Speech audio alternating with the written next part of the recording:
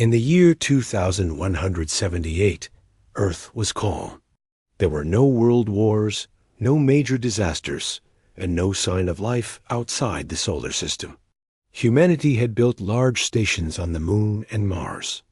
They had explored deep space for over 50 years, but found nothing. That changed one cold night. At Deep Space Listening Post 9, far beyond Pluto, a technician named Aaron sat alone.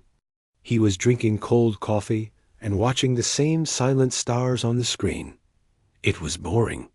Just numbers, static, and silence. Then something blinked. He leaned forward.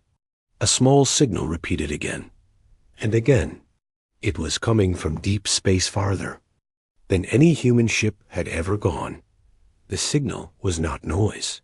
It was a pattern. Aaron's eyes widened. His fingers flew across the controls. He sent the signal to Earth immediately, tagging it as unknown intelligence source. Within hours, the message was in the hands of Earth's top scientists and military leaders. They ran it through all known languages and systems. After 12 hours of decoding, they had something shocking. The message was short. It said, "We see you. We invite you. Send your voice to the stars. We are waiting."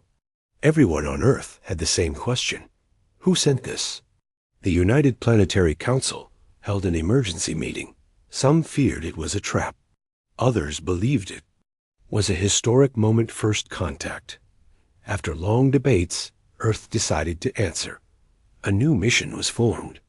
The ship Orion was chosen, a peaceful exploration vessel with a powerful AI, a small crew, and advanced diplomatic tools. Its job: follow the signal's path, make contact, and return safely. Captain Liana Mercer, a calm and experienced leader, was chosen to lead the mission. Her words to the crew were simple: "We go with peace, but we stay ready." As the Orion launched into the dark sea of stars, people across Earth watched with hope. News channels called it the Great Journey. Children wrote letters to the stars. Scientists held their breath. The journey was long. Weeks passed. The stars outside the ship grew brighter and stranger. The path led them to an area of space with no name, uncharted, quiet, cold. Then the signal changed. Orion's AI, named Echo, spoke. "Captain, signal origin is 0.3 light-years ahead. But something is wrong. What is it?" Captain Mercer asked. Echo paused. "There are energy readings around us. Multiple sources. Moving." Suddenly, alarms echoed across the ship. Red lights flashed. Orion had company all around. The ship, black shapes emerged from the void ships. At least 20 of them. Their surfaces looked like stone and metal melted together. No lights, no markings, and a deep mechanical voice spoke through the ship's speakers. "This territory is under Zarkothi control. You have crossed into forbidden space. Surrender your ship or be destroyed." The crew froze. Captain Mercer tried to respond peacefully. "This is a mission of peace from Earth. We received your message." And the voice cut her off. "Earth is now under Zarkothi observation. You are a level 4 species. You are not allowed to expand. Surrender and prepare for boarding." "Level 4 species?" whispered one crew member. "They think we're primitive." The crew tried to stay calm, but outside, the alien ships began to charge their weapons. The Orion was strong, but not built for war. Back on Earth, panic spread as Orion's message was received. Military leaders shouted. Scientists stared at the screen in shock. The Zarkothi had not come in peace, but Earth had a secret. For years, they had been building something in deep silence. A project so hidden that only a few knew of it. A ship unlike any before it. Bigger, faster, deadlier. Its name was Valkyrie, and it was ready. As the Zarkothi ships closed in on Orion, Earth sent one final message through the stars. Do not engage. Help is coming. Asterisk. The alien ships hovered like shadows around the Orion. They didn't move closer, but their weapons glowed in dark space. On board the human ship, everyone was silent. The crew knew they were surrounded, outnumbered, and outgunned. Captain Liana. Mercer stared at the holographic screen in front of her. Each red dot was a Zarkothi warship, 20 in total. Orion had no real weapons, just shields and emergency defense drones. This wasn't a fair fight. She took a deep breath and gave her order. Open a channel. I'm speaking to them directly. The communication officer nodded, and the connection opened again. Liana stood tall and spoke clearly. This is Captain Mercer of Earthship Orion. We came in peace, following a signal sent by your people. We are not here to fight. There was a pause. Then the same deep voice replied, You are not welcome. The message was a test. You failed. Primitive species are not allowed to explore past their reach. The crew exchanged worried looks. A test? Was this all a trap? Liana tried. Again, we are willing to talk. We are explorers, not enemies. But the voice grew colder. There will be no negotiation. Earth is now marked. Your kind will not be allowed to spread. Your ship will be taken. Your knowledge erased. The channel went dead dot inside the Orion. Panic began to rise. The crew had trained for emergencies. But not like this. Not against an entire alien war fleet. Should we run? Asked the pilot. Captain Mercer shook her head. They'll catch us. We need backup. She turned to the AI. ECHO. Send Earth our full report. Live stream. Let them see everything. ECHO's voice was calm. Transmission sent. Estimated delivery. 7 minutes. Earth had to know. And they had to act fast. Meanwhile, far away on Earth, the emergency war room lit up with a live feed. Generals, scientists, and leaders stared at the Zarkothi fleet. Do they have any chance? Someone asked. The room fell silent until a single voice answered. No, said Admiral Knox, head of Earth's secret defense project. Not unless we send the Valkyrie. Everyone turned to him. You can't be serious, said a council member. It's not even tested. Knox looked straight ahead. It's ready. And if we don't use it now, we might never get the chance. He didn't wait for permission. He gave the command. Launch the Valkyrie. Hidden in the shadows of the moon, the hangars of Earth's most secret facility opened. From the darkness, a shape slowly emerged. The Valkyrie. It was over 2 kilometers long. Its surface was layered with strange dark metal that shimmered like water. Its engines hummed without sound. And inside, it held the most advanced systems ever created. Some human, some not. When the Valkyrie was built, it wasn't just for defense. It was a message. Humanity would never kneel again. On the command bridge, a woman in black armor stepped forward. Her name was Commander Rhea Voss I of Earth's most decorated war veterans. She looked at the screen showing Orion, surrounded and waiting. Set course, she said. Full speed, and cloak the ship. The Valkyrie vanished from radar and dove into the stars. Back on Orion, time was running out. The Zarkothi fleet was slowly tightening its circle. They're preparing to board, said the navigator. Captain Mercer knew what that meant. The aliens would take their tech, their minds, maybe their lives. She activated the emergency override. A bright red light lit the room. If they try to breach, we destroy the ship. She said quietly. No one disagreed. They would not be taken. Suddenly, ECHO's voice spoke again. New signal detected. High energy. Unknown origin. One object. Incoming fast. The Zarkothi noticed too.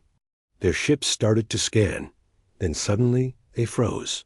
One by one, there, Weapons dimmed. Their formations broke. "What's happening?" whispered the pilot. On the main screen, something appeared. A ripple in space. Then a glowing shadow stepped out. The Valkyrie dot. It didn't fire. It didn't speak. It just hovered above Orion like a silent guardian. The Zarkothi fleet hesitated. Then the voice returned, but this time it sounded afraid. "What is that?" "Earth's." Secret was no longer a secret. The battlefield had changed. Asterisk. The Zarkothi fleet hovered silently in space.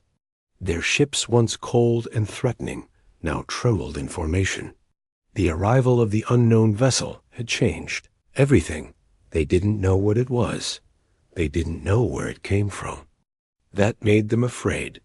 The ship was massive, larger than any craft the Zarkothi had ever seen. Its black surface seemed to bend light. It had no visible engines, no markings, and no sound. But it floated with power absolute and quiet. On the bridge of the Orion, the human crew stared at the screen. "That's not a warship," whispered the communications officer. "It's a monster." Captain Mercer didn't blink. Her voice was steady. "No, that's our hope."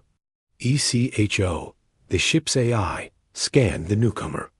Identification confirmed. Designation, Valkyrie. Status, human command vessel. Purpose, classified. The crew stared at one another in disbelief. Earth had a ship like this? Why had no one told them? Because it was never meant to be seen.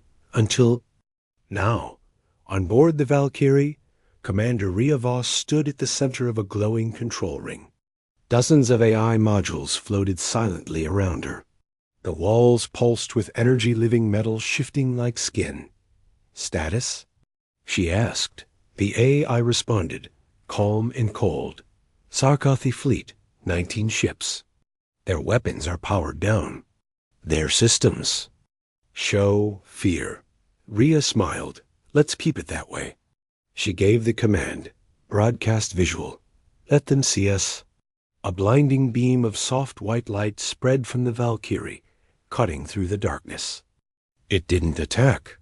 It simply revealed itself in full dot. Alien sensors lit up. Their scans failed to read its armor. Their energy detectors overloaded. The Valkyrie's power core, something not even the Zarkothi understood, burned with impossible. Heat dot to the Zarkothi. It was a ship, but it felt alive. Their leader, High Strategist Krexol, watched from his command throne. His red eyes narrowed. His claws clicked in tension. Double quotes. "This dot is not level 4 technology," he growled. An officer stuttered. "It's beyond our classifications, Commander." Another whispered, "It cannot be human." But it was, and it was watching them. The Valkyrie sent a single message, a short burst of code, decoded instantly in every alien language. "You threatened our people. You failed to understand. This is your only warning. Leave." It wasn't a request. It was a command. The Zarkothi fleet hesitated. Some captains wanted to retreat. Others demanded war. High Strategist Krexol chose pride over caution. Target the unknown vessel. Fire at will. In seconds, beams of red energy lit up the void, crashing down toward the Valkyrie. But nothing happened. The beams hit the Valkyrie's surface and vanished. No damage, no heat, not even a scratch.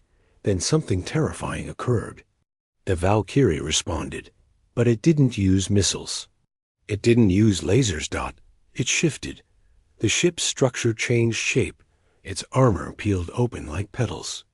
Inside was a core of pure white energy, spinning silently. And then it fired one single pulse. It wasn't visible. But within seconds, 3 Zarkothi ships vanished. No explosion, no debris, no signal.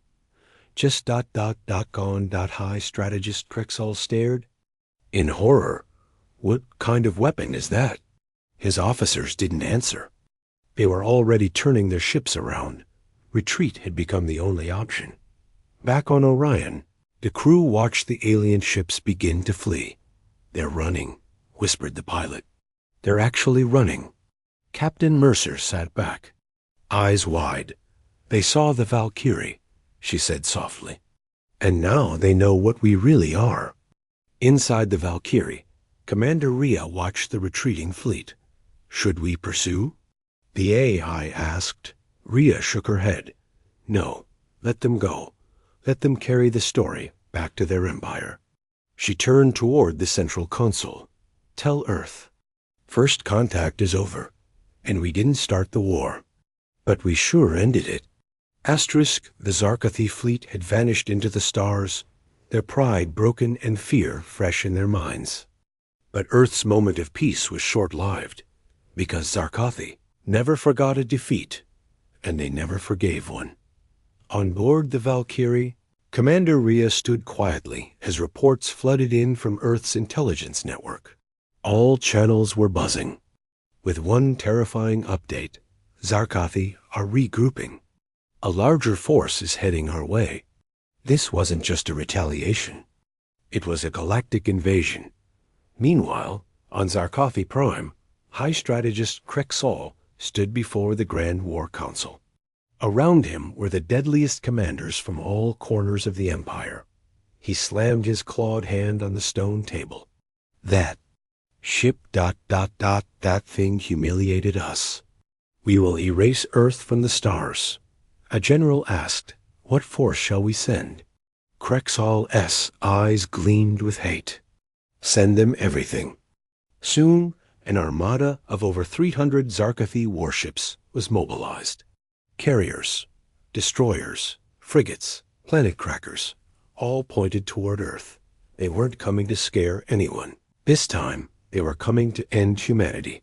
Back on Earth, panic spread. Like fire, the sky was calm, but the future was shaking. The United Planetary Council gathered again. This time, no one argued. Everyone knew what had to be done. Earth must fight out, and Earth must win. All space fleets were recalled. Civilian ships were grounded. Planetary shields were tested. Satellites were armed. But everyone knew none of it would matter unless the Valkyrie stood strong. As the armada approached, the stars themselves seemed to blink out. The dark sky above Mars lit up with countless red dots. On Orion, still stationed near Saturn, Captain Mercer saw it first dot her screen, filled with one horrifying message. Enemy signatures. 314 vessels. Impact in 36 minutes. She whispered, "There's too many ... Inside the Valkyrie, Commander Rhea remained still, her face calm, her voice sharp. She walked through the glowing command deck, surrounded by holograms of enemy positions. "We can't outnumber them," she said. "So we'll outthink them." The Valkyrie had weapons Earth barely understood: folding torpedoes, dark energy lances, graviton wave bursts. But Rhea didn't just rely on power. She used human unpredictability. She used rage, courage, and madness. She used hope. As the first wave of Zarkathi ships arrived, they launched a storm of plasma across the solar system. Moon bases went dark. Saturn's defense drones were shredded. A Martian research station exploded into fire. And then the Valkyrie appeared. It emerged between the planets like a ghost from another dimension. Space bent around it. Its energy field roared like thunder. It didn't wait. The Valkyrie struck first. 3 enemy carriers blinked out of existence as singularity burst swallowed them whole. Zarkathi ships turned to focus fire on the Valkyrie, but their shots bounced back, twisted into space by dimensional shields. Then came Earth's smaller fleets, Orion among them, charging behind the Valkyrie like wolves behind a lion. On board a Zarkathi destroyer, Commander Vrolek shouted, "Focus all fire on the black ship." Dozens of beams struck the Valkyrie. Its shields flickered. One side was hit hard. Damage sensors lit up. Commander Rhea felt it. She nodded once. Release Protocol 7. A section of the Valkyrie opened, and the ship broke apart, not destroyed, but split into 5 smaller war units, all connected by energy links. Each one attacked like a beast. They danced between ships, firing with perfect precision. 1 ship, 5 mines. No mercy, but the Zarkothi had their own weapon. A massive ship, the Doom Corps, entered the system. It wasn't fast. It didn't need to be. Its cannon could destroy an entire planet with 1 shot, and its target was Earth. Rhea saw it and paused. We can't let that fire, she said. If it charges, it's over. On Orion, Captain Mercer stared at the growing energy spike from the Doom Corps. It's charging, she said. We've got less than 4 minutes. She looked to her crew. We're going to stop it one way or another. She sent a direct message to the Valkyrie. We'll go in, distract them, you end it. Orion and 2 escort ships sped toward the Doom Corps. Zarkothi fighters swarmed them, tearing at their hulls. The humans kept going. 1 human pilot screamed, "We're not afraid of death. We're afraid of losing." And that scream became a rallying cry. Inside the Valkyrie, Rhea prepared the final strike. Target the Corps' reactor. Warning, said the AI. Weapon overload risk, 99%. I know, she whispered. Fire anyway. The Valkyrie gathered all its power into 1 final shot. Time slowed. A burst of pure white light shot through the stars. And the Doom Corps was gone. Nothing remained but silence. The Zarkothi fleet stopped. Then slowly they began to retreat. Defeated. Asterisk. The Doom Corps was gone. In 1 blinding flash. The most dangerous weapon in the galaxy had vanished. The Earth was saved, for now, but every victory comes with a price. On board the Valkyrie, alarms were still ringing. The ship had won the battle, but not without damage. Its systems flickered, its structure groaned, and deep inside its core, something was failing. Commander Rhea stood at the command center, watching the fading echoes of the explosion. Her voice was quiet. Damage report? The AI responded. Core integrity critical. Weapon overload has ruptured containment. If we do not eject the reactor, Valkyrie will collapse in 12 minutes. The crew went silent. The Valkyrie couldn't survive this. Unless they gave up the very heart that powered it. Rhea didn't flinch. Prepare the ejection sequence. But the I added something else. Manual override required.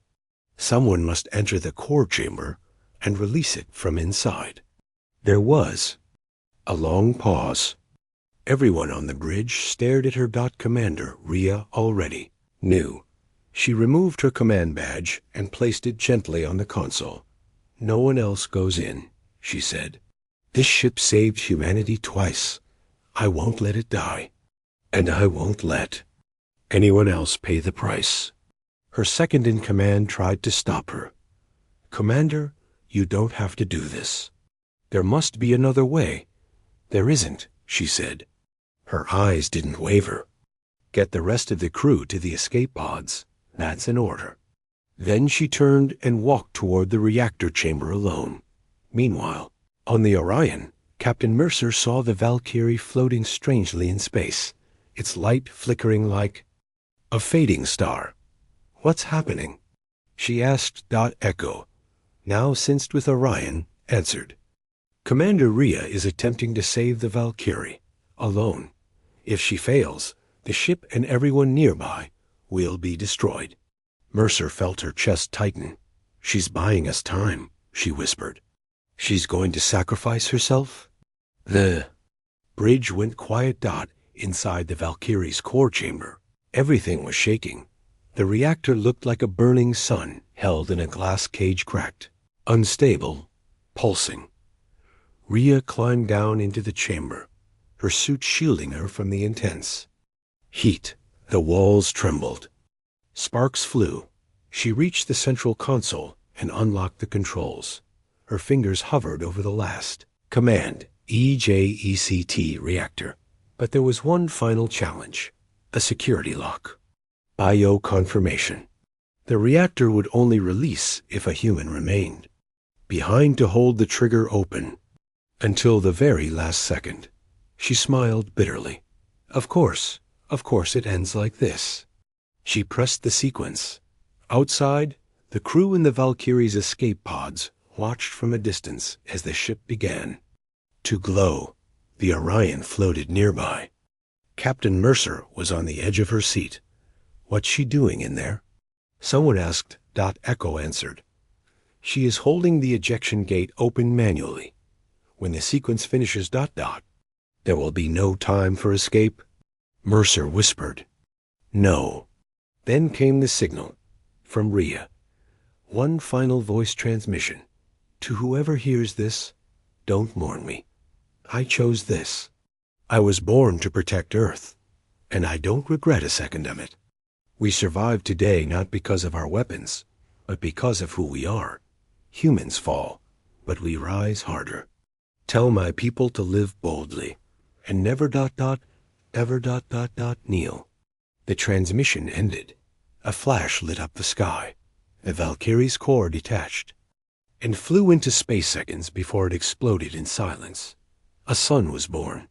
Then it died. There was no sound. Just grief. And respect. Hours later, Earth received the full report. The skies were safe again. The Zarkothi had fled, their fear carved deep into their memory. No one would challenge humanity for a long time. But at what cost? Commander Rhea Voss was gone. Or so they thought. 6 weeks later, on a quiet moon orbiting a gas giant, a distress signal activated. A tiny emergency pod floated through the rings of dust. Inside, barely alive, was a woman in a scorched flight suit. The beacon blinked once more. Rhea. Online. The human battleship Titan's Wrath drifted slowly into the heart of the alien armada. It didn't fire. It didn't speak.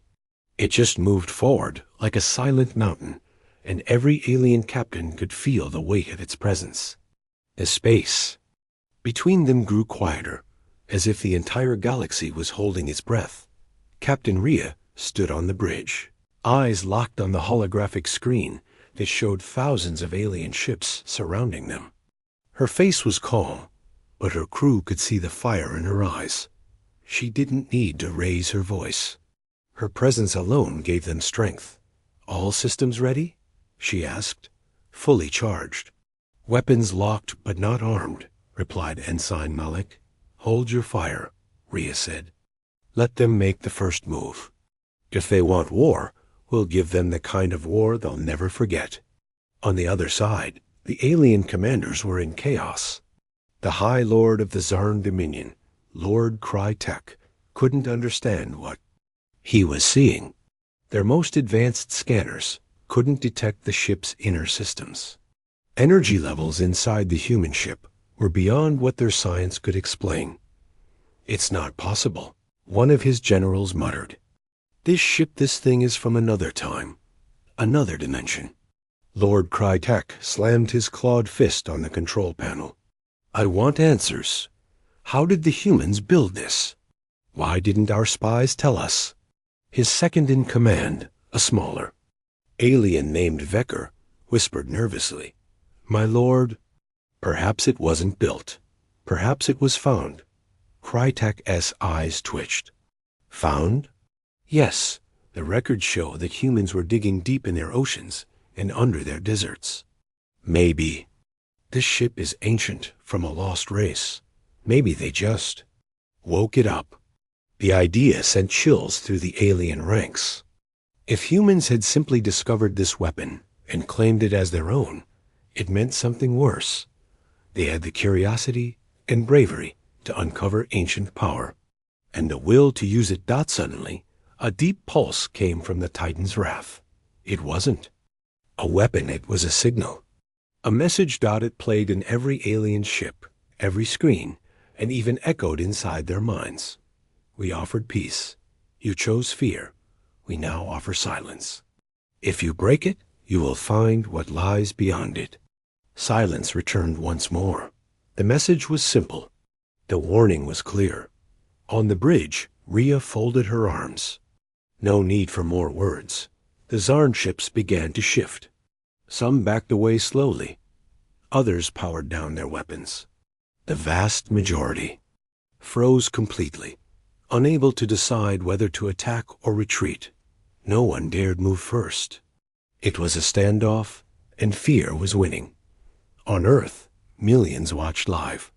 News networks were broadcasting the tense moment to every screen. Children, elders, soldiers, and scientists all held their breath. And something strange happened. The Titan's wrath began to split. Its outer shell peeled open like flower petals, revealing glowing symbols and shifting armor. From within, a second form emerged, a golden construct surrounded by rotating rings of plasma. It was more than a ship. It looked alive. The alien fleet panicked. "Retreat!" screamed Lord Krydek. "Retreat now!" But it was too late. The Titan didn't fire missiles or lasers.